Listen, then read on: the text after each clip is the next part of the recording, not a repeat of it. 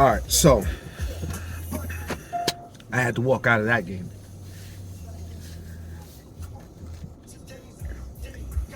At last time I saw the score, it was about a 30-point deficit.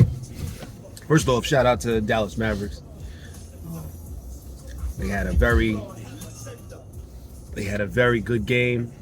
They competed, but it looked like the Knicks had control. They never gave up.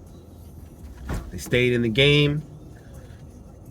Knicks looked like they were, clicking on all cylinders, playing very well defensively in the first half, shooting the ball very well, and this looked like it was going to be a game that the Knicks were going to take away. We're going to come away with a victory going into halftime. And Knicks seemed to have an answer for Luka Doncic in the first half. Nobody else seemed to be really helping him out. And Mavericks came back out in the second half, made the necessary adjustments, and what was, a 10-point lead for the Knicks, or more than a 10-point lead at one point, quickly devolved into a blowout of epic proportions in a game that was very reminiscent of games from last season for the New York Knicks. Now, there are many reasons for that. I think the Knicks came out in the second half a little lackadaisical, came out unprepared, came out as if they did not realize that they were a team that was playing for their first home win in however many games. And this is also a Dallas Mavericks team who's lost a significant amount of games over the past, 5, 6, 7 games, and coming off an embarrassing loss to the Detroit Pistons. And the Knicks seemed to come out in the second half like they were playing against a team who didn't have one of the best players in the league. There's no reason why your execution should falter to this degree against a team with this level of player. That's first off. Second of all, this game 100% switched. The Dallas Mavericks took all of the heart out of the New York Knicks after Tim Hardaway got stepped on by Mitchell Robinson, twisted his ankle, came back, knocked down the three. R.J. Barrett came back on the other end, knocked down his three. Tim Hardaway Jr. came back and knocked down another three, and then he proceeded to knock down a few more threes after that. Completely stole the heart and the intensity out of the New York Knicks team, which absolutely cannot happen. Tim Hardaway Jr., if you've been a fan for the Knicks as long as I have, you know what he can do. Maybe none of the players on the Knicks, anybody who's currently employed by the Knicks, knows what he can do. But if you're a fan of the Knicks, you know who Tim Hardaway Jr. is. You know that if he gets hot, it's going to be a long night. And you got to stay on him. Tom Thibodeau apparently wasn't familiar with Tim Hardaway Jr.'s game, because way too far into that little offensive spurt, the Knicks were still way too focused on Luka Doncic, as they should be. However, you have to pay attention to Tim Hardaway Jr. once he starts knocking down threes the way that he was knocking down threes. You have to. And this is a team that has the defenders to be able to focus on both Luka Doncic and Tim Hardaway Jr. They do, right? R.J. Barrett had a decent defensive night against Luka Doncic, as he usually does. Quentin Grimes had maybe his best defensive effort of his career when it comes to facing Luka Doncic. He's usually not that great against Luka. Today he was fine. He was good. He might have been better than RJ Barrett defensively today. So there should be no reason why Tim Hardaway should be going off the way that he is when you have both of those guys on the court. And the reason why he went off is because he didn't have a good first half. They decided, oh, he's not a threat. Tim Hardaway is a guy that once he starts knocking down your shots, you have to pay attention to him.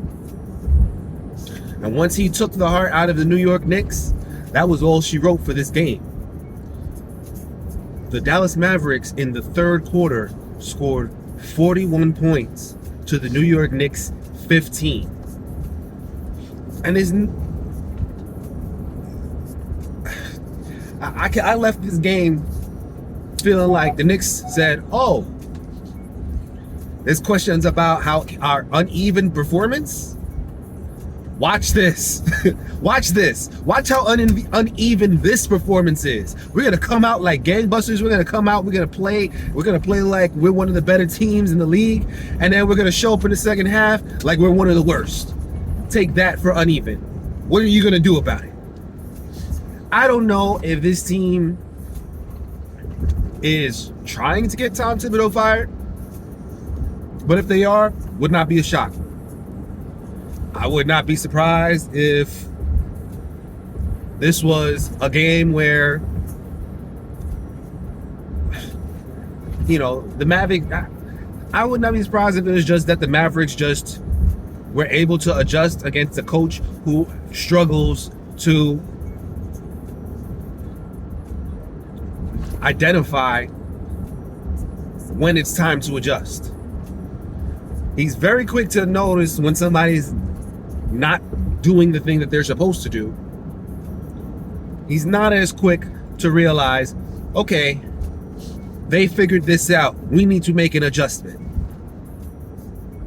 Because he did not make the necessary adjustments in this game.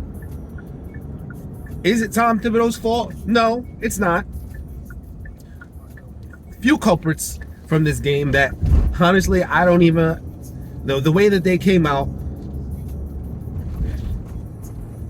Maybe if they had not played as much, people would have complained about it.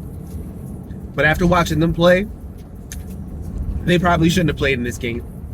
Cam Reddish being number one, just terrible on all facets of the game, taking care of the ball, shooting the ball, looking lost a couple of times defensively, not tipping the ball as much as he usually does when he's active on defense. He seems to be frustrated.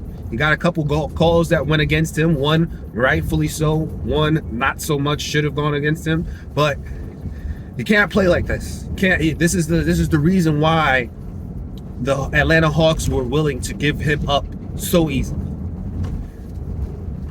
Isaiah Hartenstein had a brilliant first half, and I tweeted to Schwinny Poo that he looks really good. Might have something to do with the fact that he's guarding JaVale McGee. He doesn't have to worry about the three-point shot.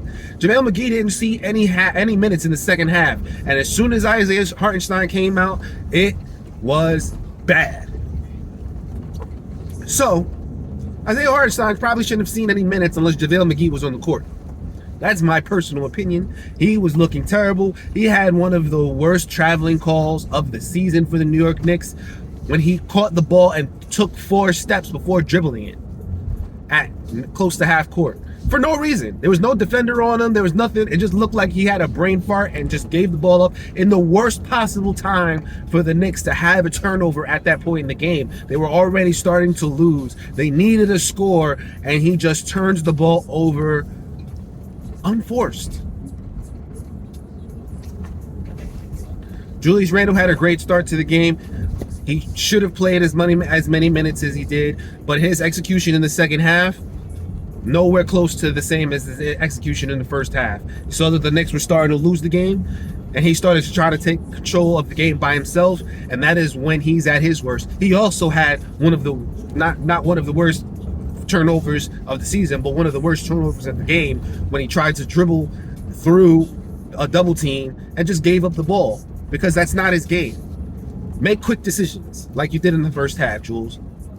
Don't do what you were trying to do in that third quarter when we gave up we gave up 41 points and only scored 15.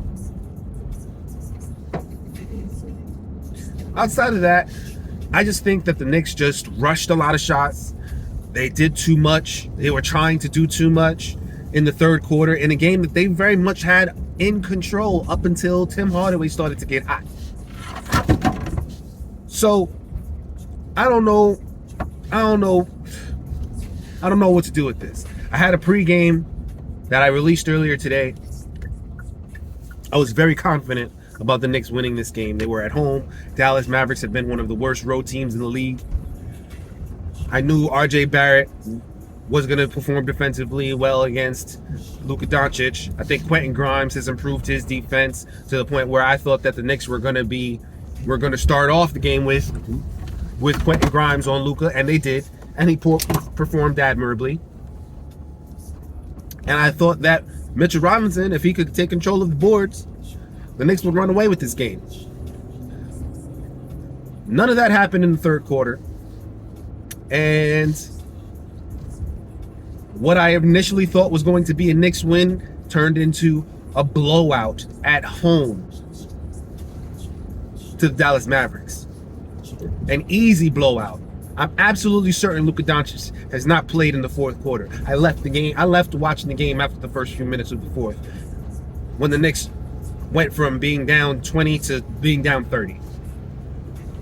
I wouldn't be surprised if they lost by 40 with the way how everybody was knocking down their threes. Reggie Bullock, who's had a bad season, was knocking down threes. Spencer Dinwiddie hitting threes. Everybody was knocking down their threes. So, I don't know what to do with this. I pegged this game as a win. I pegged tomorrow's game as a loss. I still have tomorrow's game as a loss. It's going to get ugly quick for the New York Knicks. Do I think the Knicks need to make changes? No, I don't. Do I think that there's anything that the Knicks can do that's going to salvage this season? I don't think that there's anything that the Knicks will do.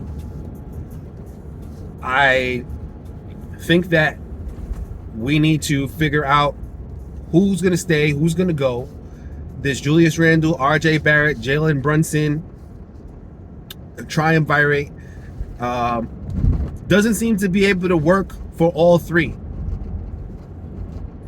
I thought RJ Barrett and Julius Randle had decent first halves. I thought Jalen Brunson was less than good for how he usually plays. We've yet to see all three of these guys play well outside of the first few games of the season, when Julius Randle was playing the way that he did in the first half. When he was reacting, he was making quick decisions, he was moving, and that's really it. RJ Barrett seemed to be doing the same thing, reacting, making easy plays, being patient.